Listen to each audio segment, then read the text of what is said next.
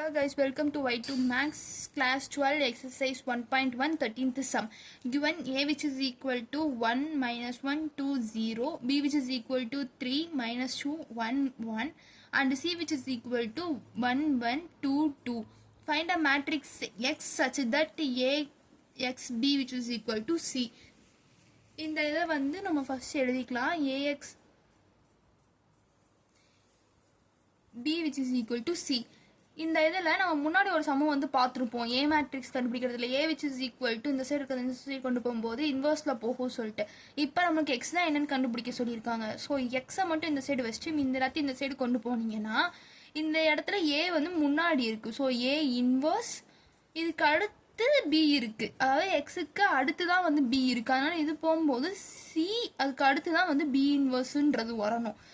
இப்போ வந்து B X ஏன்னு இருந்துச்சுன்னா இந்த இடத்துல வரும்போது பி இன்வர்ஸ் சி ஏ இன்வர்ஸ்ன்னு இருக்கும். ஆனால் இங்கே வந்து A X B which is equal to சின்னு இருக்கிறதுனால X which is equal to A inverse C B inverse தான் எழுதணும். இந்த ஆர்டரை மாற்றிடக்கூடாது, மாற்றின ஆன்சர் வந்து தப்பு. இப்போ வந்து நம்ம நார்மலாக ஏ இன்வர்ஸ்க்கான ஃபார்முலா எழுதிக்கலாம். A inverse which is equal to 1/mod A of adjoint A. இப்போ நம்ம இந்த இடத்துல என்ன கண்டுபிடிக்கணும்? எக்ஸ் கண்டுபிடிக்கணும்னா ஏ இன்வர்ஸும் பி இன்வர்ஸும் கண்டுபிடிக்கணும். ஃபர்ஸ்ட் ஏ இன்வர்ஸ் கண்டுபிடிச்சிடலாம். ஏ இன்வர்ஸில் mod A which is equal to 1 minus 1 2 0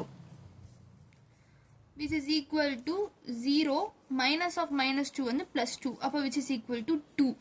அப்போ A inverse which is equal to 1/2 into இந்த இடத்துல adjoint வந்து 2 row 2 column இருந்தால் இந்த ரெண்டு இதையும் வந்து மாற்றிக்கணும்.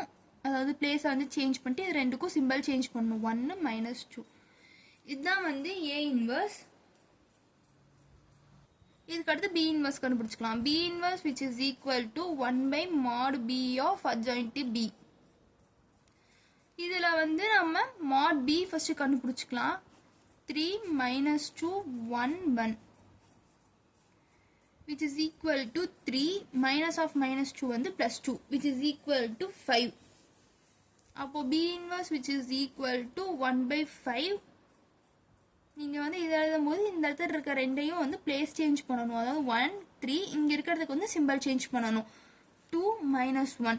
இந்த மெத்தட் வந்து 2 row 2 column இருந்தால் மட்டும்தான். 3 row 3 columnல இருந்துச்சுன்னா அதுக்கு வந்து இந்த கோஃபேக்டர் கண்டுபிடிச்சி போடுற மெத்தட் தான் கன்ஃபார்ம் நீங்கள் யூஸ் பண்ணணும், வேறு சாய்ஸே கிடையாது. இப்போ நம்மளுக்கு சி என்னன்னு தெரியும், ஏ இன்வர்ஸ் பி இன்வர்ஸ் என்னன்னு கண்டுபிடிச்சாச்சு. அப்போ X which is equal to first வந்து ஏ இன்வர்ஸ் எழுதிக்கங்க. ஏன்னா இங்கே வந்து ஏ இன்வர்ஸ் தான் இருக்குது. ஸோ ஏ இன்வர்ஸ் எழுதிக்கங்க. ஏ இன்வர்ஸோட ஆன்சர் என்ன?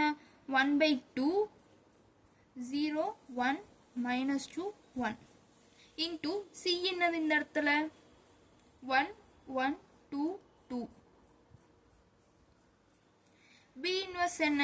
1/5 இன்டூ 1 2 minus 1 3. இதில் இது ரெண்டையும் நார்மலாக வெளியே எடுத்து மல்டிபிள் பண்ணிங்கன்னா 1/10 வந்துடும். அப்போ இது ரெண்டையும் நீங்கள் மல்டிபிள் பண்ணிக்கலாம். ஃபர்ஸ்ட் வந்து இது ரெண்டையும் மல்டிபிள் பண்ணிக்கோங்க. ஏன்னா மூணையும் நம்மளால் மல்டிபிள் பண்ண முடியாது, ரெண்டு ரெண்டாக தான் மல்டிபிள் பண்ணணும். அப்போ நம்ம வந்து ஏவையும் சியையும் எடுத்து மல்டிபிள் பண்ணிங்கன்னா 0 plus 2 0 plus 2 minus 2 plus 2 minus 2 plus 2 into 1 2 minus 1 3. இப்போ நம்ம சிம்பிளிஃபை பண்ணால் நம்மளுக்கு என்ன ஆன்சர் வரும்? which is equal to 1/10 of 2 2 0 0 அப்படின்னு கிடைக்கும். மீதி இன்னொருத்தர என்ன இன்னும் மல்டிபிள் பண்ணாமல் இருக்கும். பி இன்வர்ஸில் கண்டுபிடிச்ச அந்த அட்ஜாயின்ட் பியை வந்து கண்டுபிடிக்காமல் இருப்போம். 1 2 minus 1 3 இதை வந்து மல்டிபிள் பண்ணாமல் இருப்போம். இப்போ இதை வந்து மல்டிபிள் பண்ணிங்கன்னா 1/10 டிஸ்டர்ப் பண்ணவே கூடாது.